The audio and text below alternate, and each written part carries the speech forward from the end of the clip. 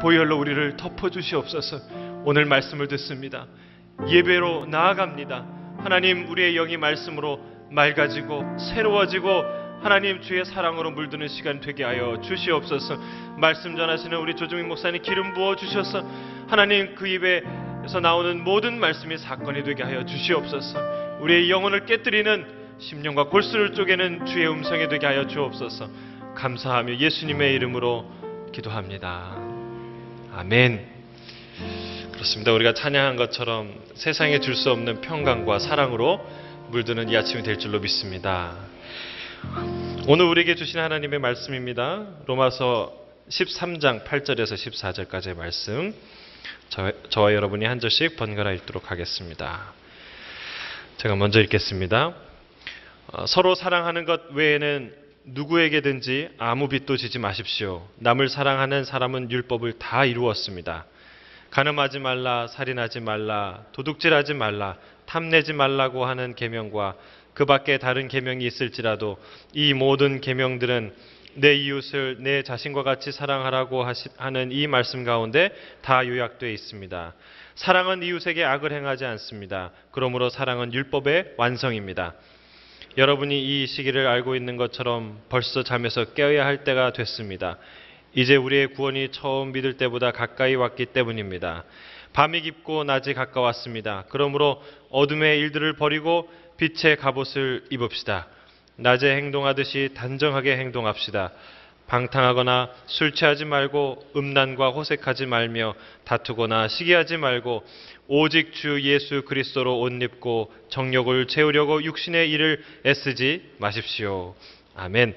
이웃사랑과 재림에 대한 각성, 이런 제목으로 조정민 목사님 말씀 선포해 주시겠습니다.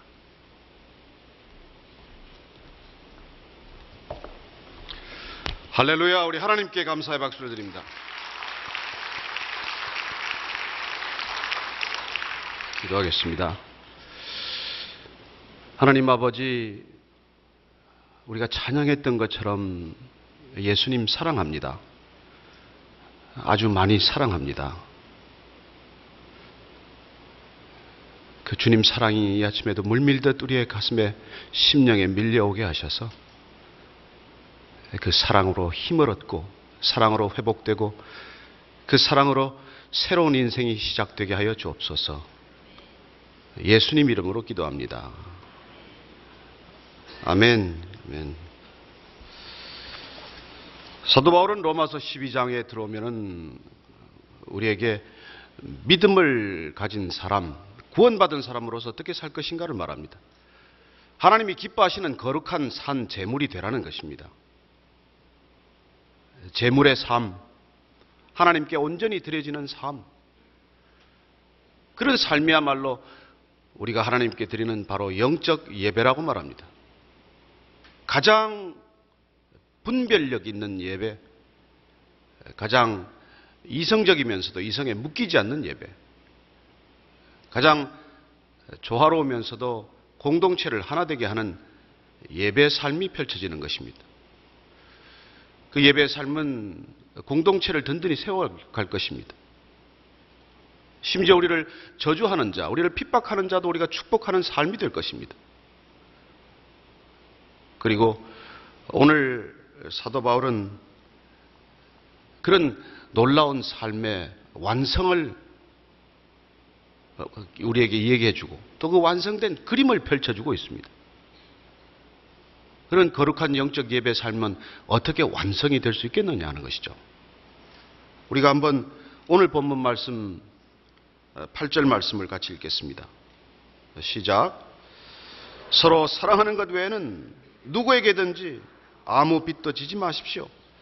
남을 사랑하는 사람은 율법을 다 이루었습니다. 유대인에게 율법은 얼마나 중요한 것입니까? 율법을 이루기 위해서 얼마나 애쓰고 수고하는 삶입니까? 유대인의 일생은 그야말로 율법에 목숨을 건 삶이었습니다. 다 이루어졌을까요? 그들의 삶을 통해서 율법이 완성되었을까요? 아니죠. 로마서를 쓰게 된 주제나와 마찬가지로 그렇게 죽을 힘을 다해서 율법에 매달렸지만 결과는 뜻밖에도 위선적인 삶이 되고 말았다는 것입니다. 그야말로 전형적인 종교인의 삶에 이르고 말았다는 것입니다. 종교인의 삶의 특징은 무엇일까요? 끊임없이 내가 의를 이루고자 하는 삶이죠. 어떤 모양으로든지 내가 의로움의 주체가 되는 삶입니다. 그 내가 의로움의 주체가 되는 삶이기 때문에 끝내 자기 중심적인 삶의 틀을 벗어나지 못하는 삶이죠. 안타까운 삶입니다. 그렇게 살고자 하지 않았습니다. 그러나 애쓰면 애쓸수록, 수고하면 수고할수록 점점 더 사람이 의식되고 점점 더 내 의가 자라나서 비판적이 되고 기쁨은 사라지고 아무리 성전을 출입하고 아무리 예배를 드려도 살아있는 하나님과의 교제는 점점 엷어지는 것을 경험하는 것이죠.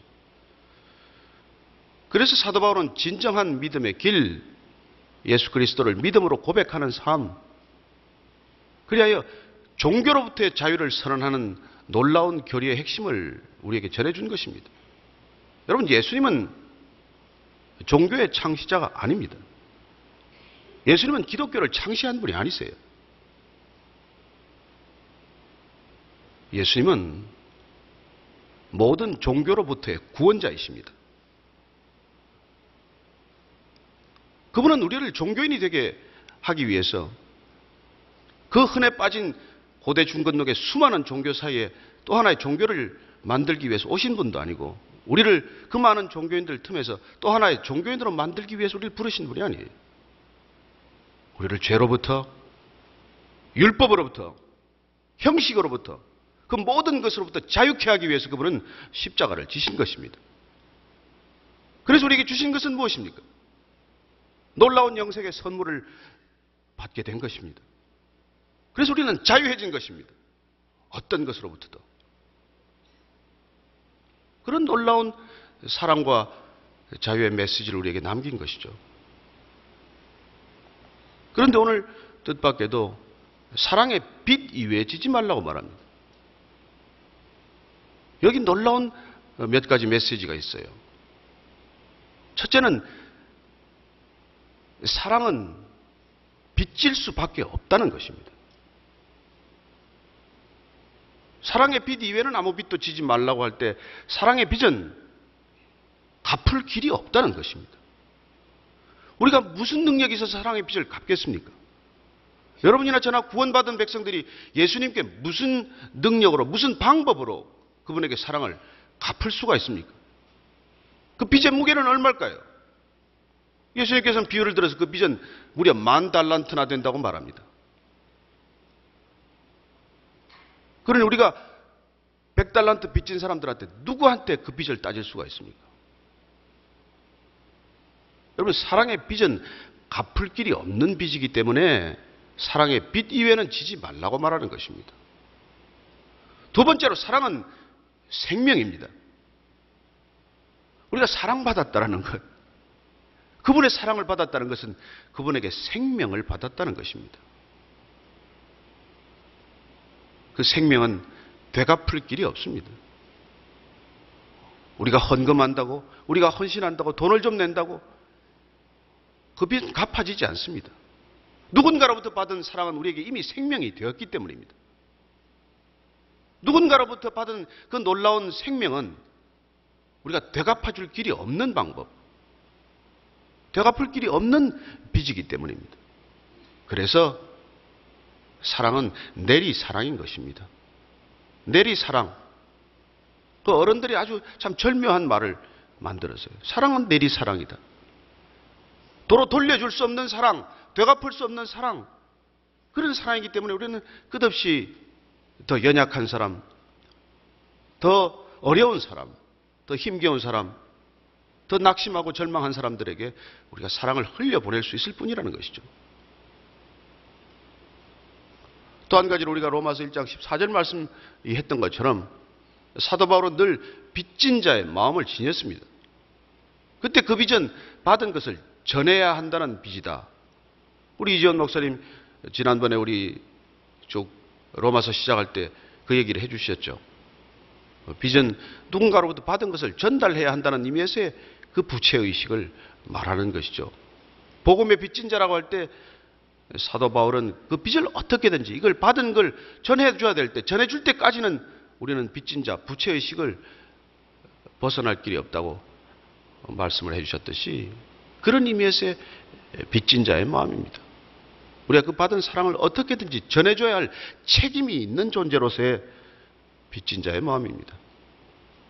그래서 우리는 모두 사랑의 빚진 자고 그 빚은 갚을 길도 없고 되돌려줄 길도 없고 그 생명은 오직 우리가 내리사랑이라는 방법으로 자녀들에게 이웃에게 전하고 사는 것이죠. 그러나 놀랍게도 그런 미완성의 사랑, 부족한 사랑, 우리가 다 갚지 못한 사랑이지만은 그 사랑을 시작할 때 율법은 완성된다는 것입니다. 율법은 내가 지키려고 애를 쓰고 몸부림쳐서 되는 일이 아니고 우리가 폭포수처럼 받은 그 사랑을 흘려보내기 시작하면 율법은 저절로 완성된다는 것입니다. 놀라운 비밀이 있다는 것이죠. 그래서 9절 말씀, 간음하지 말라, 살인하지 말라, 도둑질하지 말라, 탐내지 말라고 하는 계명과 그 밖에 다른 계명이 있을지라도 이 모든 계명들은 내 이웃을 내 자신과 같이 사랑하라고 하는 이 말씀 가운데 다 요약되어 있습니다. 예, 바리새인들은 예수님을 얽어매기 위해서 어떻게든지 계명을 가지고 와서 논쟁을 벌였죠. 십계명은 무엇을 말합니까? 가장 중요한 계명은 무엇입니까? 내 하나님을 목숨과 마음과 뜻을 다해서 사랑하라. 이와 같이 내 이웃을 사랑하라 하는 그 율법 두 조문 속에 다 압축이 된다는 것이죠. 그렇습니다. 사랑하면은 살인하겠습니까? 사랑하는 사람이 간음하겠습니까? 사랑하는 사람이 남의 물건을 도둑질하겠습니까? 사랑하는 사람이 어떻게 그런 일을 할 수 있냐는 것이죠. 여러분, 우리에게 사랑이 찾아오면, 사랑이신 성령님이 잉태되면 우리는 세상에 대해서 입덧을 하게 되어 있어요. 누가 입덧을 하고 싶어서 합니까? 그러나 새 생명이 우리 안에서 자라기 시작을 하면 내가 익숙하던 것들, 내가 즐기던 것들, 그러나 태 몸에 좋지 않은 것들, 새 생명에게 좋지 않은 것들은 입덧을 하는 것이죠. 비록 내 입맛에는 맞았지만은 새로운 생명에는 맞지 않기 때문에 입덧을 하게 되는 것입니다. 우리가 새로운 사랑을 받고 주님의 사랑에 눈뜨고 사람들의 거짓 사랑이 아니라, 사람들의 조건부 사랑이 아니라, 부모의 걸핏하면 혼내는 사랑이 아니라 예수님의 사랑에 눈을 뜨고 그분의 사랑에 젖어들기 시작하면 우리는 반드시 세상에 대해서 입덧을 하기 시작하는 것입니다. 가짜였구나, 이건 아니구나 알게 되는 것이죠. 그래서 이 10계명, 그 모든 계명들이라고 하는 것은 결국은 사랑하라고 하는 한 율법 속에 응축이 되어 있다는 것입니다. 그래서 사랑하면 간음하지 않을 것이요, 사랑하면 내가 살인하지 않을 것이요, 사랑하면 도둑질하지 않을 것이요, 사랑하면 탐내지도 않을 것이라고 말씀하는 것과 마찬가지입니다. 그 모든 율법이 사랑한다는 이 계명 가운데 완성이 된다는 것이죠. 완성이 된다는 것이죠. 그렇습니다. 우리는 늘 힘들다 어렵다 하지만 사실은 늘 사랑이 부족하다는 사랑에 대한 목마름의 고백이에요. 은혜 받았다는 말은 무엇입니까? 내가 사랑받았다는 뜻이에요. 말씀을 듣고 예배를 드렸더니 은혜를 받았습니다. 예, 사랑받았다는 뜻이에요. 그렇게 사랑이 차오르면 마치 빈 컵에 물이 차면 공기가 빠져나가듯 사랑이 차오를 때 우리 안에서 빠져나가는 것이 악이고 우리 안에서 빠져나가는 것이 놀랍게도 미움이고 증오입니다. 우리가 무슨 능력에서 우리 안에 있는 미움을 끄집어낼 수 있겠어요? 무슨 능력으로 우리가 증오로부터 자유케 될 수가 있겠습니까? 그러나 신기하게도 말씀이 찾아오고 은혜가 찾아오고 사랑이 물밀듯 밀려오면 그냥 쑥쑥쑥쑥 빠져나가는 것이죠. 여러분, 살인 안 하는 것이 힘듭니까? 도둑질 안 하는 것이 힘드세요? 적어도 저는 이 새벽에 성전에서 하나님께 차고 넘치는 은혜를 받으시는 분들에게는 하나도 갈등될 게 없어요. 이거는 아무 계명도 아닙니다. 우리가 살아가는데 이까지 계명이 무슨 계명이겠습니까? 이건 세상적 기준이에요. 도덕이라는 기준은 세상을 향한 기준입니다. 크리스찬을 향한 기준이 될 수가 없어요. 우리는 초도덕적인 삶을 사는 사람들이고 도덕 이상의 삶을 살아가는 사람들이기 때문입니다. 그러니 우리가 이런 사랑을 받았는데 세상의 사랑과 비교가 되겠어요? 세상의 사랑은 몇 가지 말로 정리가 돼요. 첫째는 하다가 할 만큼 했다는 생각이 들어요. 내가 이제 할 만큼 했지. 내가 저 사람한테 할 만큼 했지. 내가 이 자녀들에게 할 만큼 했지. 아니요. 우리는 어떤 것을 해도 부족한 사람들이에요. 그 다음 또 뭘까요? 3번이야. 내가 2번 참았지만은 3번째는 내가 안 봐줄 거야. 결심하는 거죠. 사랑이 없기 때문에, 부족하기 때문에.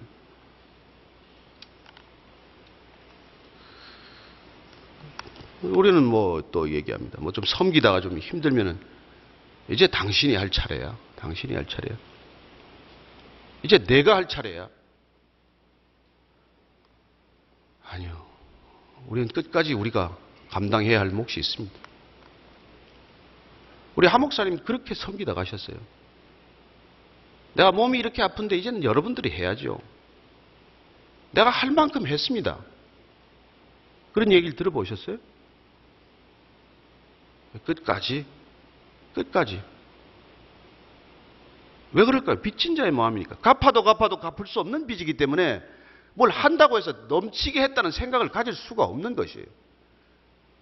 우리가 사랑하는 사람을 위해서, 사랑하는 교회를 위해서 섬길 때 이만하면 됐다. 아니요. 이만하면 될 수가 없어요. 새벽부터 교회를 나와서 섬긴다고 한들 우리가 무슨 빚을 갚을 수가 있는 빚입니까? 우리가 이만하면 됐다? 아니요. 결코 이만하면 된 빚은 없습니다. 그런 빚을 우리가 졌고 그런 사랑을 받았기 때문에 십자가의 사랑은 놀라운 능력이 되는 것입니다. 여러분 십자가를 옆에 놓고 싸울 수 있습니까? 십자가를 옆에 놓고 다툴 수 있습니까?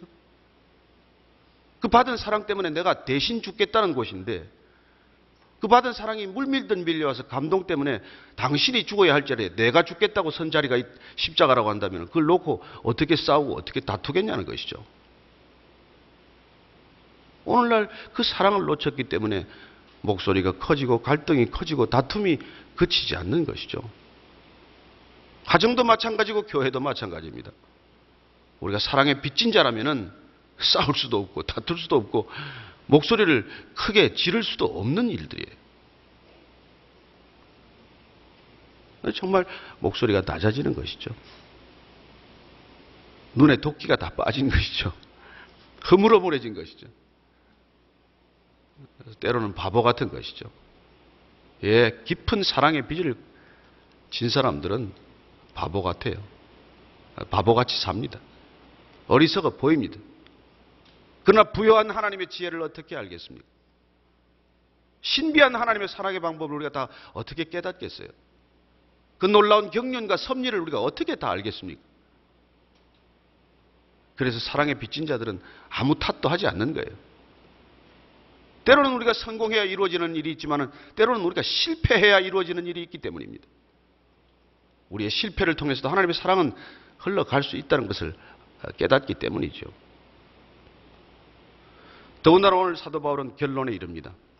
이런 사랑의 공동체를 우리가 이루어가고 사랑으로 율법을 완성하기 위해서 우리에게 반드시 가져야 할 깊은 깨달음, 깊은 의식의 한 가지는 종말론적인 의식이라고 하는 것입니다. 때가 남지 않았다는 것이죠. 때가 얼마 남지 않았다는 것이죠. 한번 11절 말씀 같이 읽겠습니다. 위에 그 10절 말씀 보니까 사랑은 이웃에게 악을 행하지 않습니다. 한 번 더 강조했죠. 그러므로 사랑은 율법의 완성입니다. 11절 말씀 같이 읽겠습니다. 시작. 여러분이 이 시기를 알고 있는 것처럼 벌써 잠에서 깨어야 할 때가 됐습니다. 이제 우리의 구원이 처음 믿을 때보다 가까이 왔기 때문입니다. 왜 사랑해야 합니까? 왜 우리가 사랑으로 율법을 완성해야 할 때가 됐을까요? 마지막 때가 가깝기 때문입니다. 우리의 신앙은 종말론적인 신앙입니다. 마지막이 임박했다는 것을 늘 자각하는 신앙이죠. 여러분, 가장 잘 사는 방법은 무엇입니까? 잘 죽기로 결심하는 것입니다. 가장 밀도 있는 삶은 어떻게 사라질까요? 내가 오늘 밤 내 영혼을 데려갈 수도 있다는 것을 늘 깨닫고 사는 삶입니다. 여러분, 잘 죽는 것보다 잘 사는 방법이 어디 있겠어요? 잘 죽기로 결심하는 것보다도 잘 살기로 결단할 수 있는 길이 어디 있겠습니까? 그런 절박한 생각이 우리에게 있는 것이죠. 늘 죽음을 목전에 둔 사람은 두 가지 생각을 한다고 합니다. 왜 내가 더 사랑하지 못했나? 왜 내가 용서하지 못했나? 여러분이나 저나 오늘 밤에 우리 영혼을 불러가신다면 우리는 오늘 무엇을 해야 합니까? 그 좋아하던 취미생활을 계속해야 할까요? 아니면은 어떻게 유언을 남기고 가야 될 것인가? 자녀들에게는 뭐라고 말할 것인가? 오늘 밤 내 삶을 정리한다면 지금 이 순간 나는 무엇을 하고 있어야 하는가? 그렇게 절박한 생각으로 잠에서 깨어나라는 것이죠. 몽롱한 상태에 있지 말고 우리가 잠에서 깨어나서 그리고 우리의 구원을 향해서 더 나아가라는 것이죠. 예, 우리는 이미 구원받았습니다. 그러나 날마다의 삶을 통해서 구원을 이루어가는 삶이죠. 구원은 과거형이고 구원은 현재 진행형입니다. 우리는 날마다의 삶을 통해서 놀랍게도 구원을 이루어가는 삶입니다. 구원받은 자의 삶이에요. 그러나 우리는 하나님의 나라, 그 놀라운 그리스도의 보좌까지 다가가면서 우리의 구원은 완성될 것이에요. 그러나 어쨌든 우리가 죽음을 향해서 가는 길이지만 세상은 점점 생명이 소진되어가는 죽음의 길이지만 구원받은 백성들에게는 날마다 구원의 완성 시점으로 다가가는 삶이죠. 그래서 희망입니다. 그래서 소망입니다. 그래서 능력입니다. 놀랍게도 우리는 날마다 구원을 이루어가는 삶을 통해서 완성된 구원으로 가까이 가는 삶이기 때문에 더 다가가고 더 나아가고 주님께 더 다가가고 주님께 더 가까이 나아가는 삶이 되는 것이죠. 우리는 늘 끝을 의식하는 삶입니다. 늘 우리는 종말을 염두에 두는 삶입니다. 그렇다고 우리가 죽음을 두려워합니까? 준비는 하지만 두려워하지 않는 삶이죠. 밤이 깊고 낮이 가까이 왔습니다. 그러므로 어둠의 일들을 벗어버리고 빛의 갑옷을 입읍시다. 종말론적인 신앙을 가지고 종말론의 때를 살아가는 사람들에게 오늘 바울은 이렇게 권면합니다. 12절, 밤이 깊고 낮이 가까이 왔습니다. 그러므로 어둠의 일들을 벗어버리고 빛의 갑옷을 입읍시다. 어둠에서 벗어나서 빛 가운데로 걸어가는 삶, 어둠 가운데서 벗어나서 빛에 거하는 삶을 사는 것이 바로 종말론적인 그런 긴박한 마음을 가지고 살아가는 삶의 자세라는 것이죠. 예, 우리는 신기하게도 어둠에서 불러내어서 기이한 빛으로 인도받는 삶을 살고 있습니다. 우리 안에는 어둠이 사라졌어요. 우리 안에는 죄가 사라졌습니다. 없는 듯이 씻은 듯이 멀어졌습니다. 그런 빛 가운데로 걸어가는 삶, 놀랍지 않습니까? 우리가 언제 그 빛에 거했겠습니까? 어느 날 놀랍게도 찾아오신 그 빛 가운데 우리가 거하기 시작하면서 우리 안에 어둠이 물러가고 우리 안에 죄책감이 사라지고 우리 안에 탐욕과 질투가 사라지고 그리고 세상에 알 수도 줄 수도 없는 평강이 찾아온 것이죠. 부활하고 첫 번째 주님께서 제자들에게 주셨던 선물하셨던 샬롬, 그 샬롬이 날마다 우리의 삶 가운데 차고 넘치게 우리에게 부어진 것이죠. 그렇게 빛 가운데 거하는 삶, 부끄럽지 않은 삶, 놀라운 능력의 삶을 오늘 바울은 이렇게 정리하고 있습니다. 13절, 14절 말씀 같이 읽겠습니다. 시작. 낮에 행동하듯이 단정하게 행동합시다. 방탕하거나 술 취하지 말고 음란과 호색하지 말며 다투거나 시기하지 말고 오직 주 예수 그리스도로 옷 입고 정욕을 채우려고 육신의 일을 애쓰지 마십시오. 아멘. 예, 우리는 아멘으로 화답할 것입니다. 아니, 그리고 이런 삶에 우리는 이미 아멘으로 화답한 삶을 살고 있습니다. 그렇다면 세상에서는 우리가 주님을 모르는 사람들, 놀랍게도 주님을 거부하는 사람들의 삶은 이런 삶으로 치닫고 있는 삶이죠. 로마서 1장 부분 앞부분에서 사도 바울이 설명했던 그런 삶입니다. 우리가 빛 가운데 거할 때는 낮에 행동하듯이 단정하게 행동한다고 말합니다. 그래서 우리 자신을 아무리 애써서 바르고 단정하게 살려고 해도 어려운 일이지만은 빛 가운데 서 있기만 하면 백주대로에 서 있는 듯이 사는 것이죠. 여러분, 크리스찬의 삶의 특징은 한마디로 진정성이 있는 삶이에요. 일관성이 있는 삶입니다. 겉과 속이 투명한 삶이에요. 감출 것도 속일 것도 두려워할 것도 없기 때문입니다. 우리는 늘 백주대로에 서 있는 사람 같아요. 집에 있으나 화장실에 있으나 샤워를 하나 밖에 나와 있으나 누구를 만나나 친한 사람을 만나나 나를 싫어하는 사람을 만나나 늘 백주대로에 서 있는 사람입니다. 한낮에 단정하게 서 있는 삶이죠. 우리가 부끄러울 것이 무엇입니까? 우리가 주저할 것이 무엇입니까? 그런 단정한 삶을 산다는 것이에요. 방탕하지 않습니다. 술 취하지 않습니다.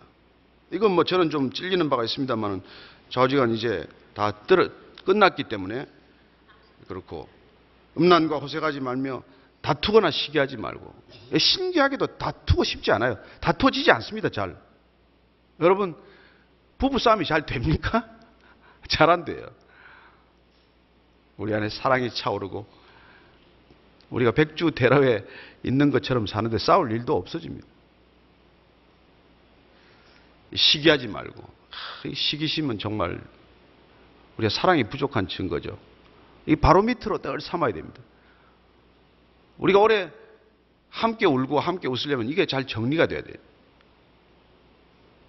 함께 울고 싶은데 그 사람이 울면 뭐 뒤로 돌아서서 빙긋이 웃는다든지, 함께 웃고 싶은데 그 사람 웃을 때 나는 뭐 마음이 그렇게 썩 편치 않다든지 하는 게 다 우리 안에 있는 시기심 때문이죠. 이거 잘 뿌리 뽑으면, 이게 빠져나가면 기쁨이 차고 넘칠 줄로 믿습니다. 크리스찬은 모든 사람의 기쁨이 내 기쁨이어야 합니다. 사실. 또한 모든 사람의 고통이 우리의 고통이 되어야 하는 것이죠. 사실은 놀라운 삶이 되는 것입니다. 비교할 수 없는 삶이 되는 것이죠. 이 삶을 어떤 종교인들과 비교를 하겠습니까? 우리가 깊은 산소에 가서 벽을 보고 10년, 20년 좌선을 한다고 그런 삶이 되겠습니까? 아니, 우리는 시장 한가운데서도 이런 삶을 살아내야 합니다. 치열한 직장 한가운데서도 이런 삶을 살 수 있습니다. 아무도 예수 믿지 않는 집안에 시집을 갔더라도 이런 삶을 살아내야 되는 것입니다. 왜냐하면 우리만 그럴 수 있기 때문입니다. 세상에 어떤 종교인들도 할 수 없는 삶, 그런 종교나 속박이나 굴레로부터도 자유로워진 삶이기 때문에 힘들지 않게, 어렵지 않게 이런 삶을 살아내는 것입니다. 그런 삶을 한마디로 사도 바울은 이렇게 정의했습니다. 오직 주 예수 그리스도로 옷 입고 그리스도로 옷 입었다는 것입니다. 우리는 옛 습성의 옷을 벗어버리고 그리스도의 옷을 다 입은 사람들입니다.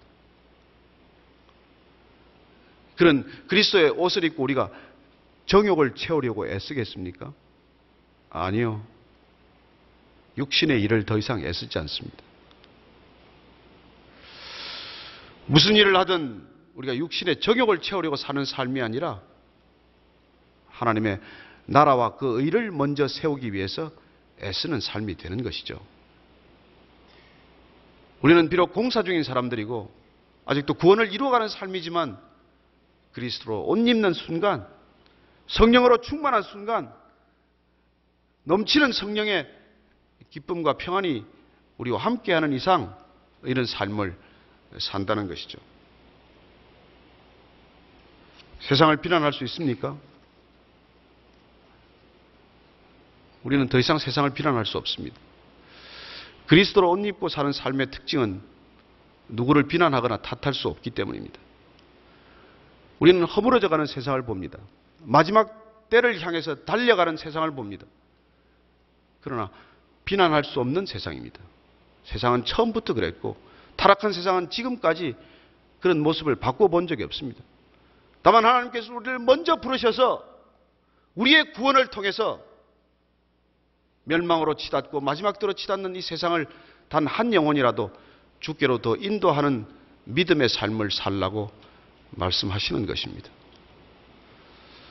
여러분들의 또 한 주간의 삶이 그런 삶으로 충만하기를 축원합니다. 내일의 예배를 그런 마음으로 기대하고 준비하게 되시기를 축원합니다. 기도하겠습니다. 하나님 아버지, 날마다 그리스도로 옷 입는 놀랍고 축복된 그리스도의 삶이 되게 하시고 그리스도의 군사가 되게 하시고 그리스도의 제자가 되게 하여 주옵소서. 예수님 이름으로 기도합니다. 아멘. 우리 예배를 받으시기에 합당하신 예수님께 감사의 박수 드립니다. 찬양하시고 기도하겠습니다.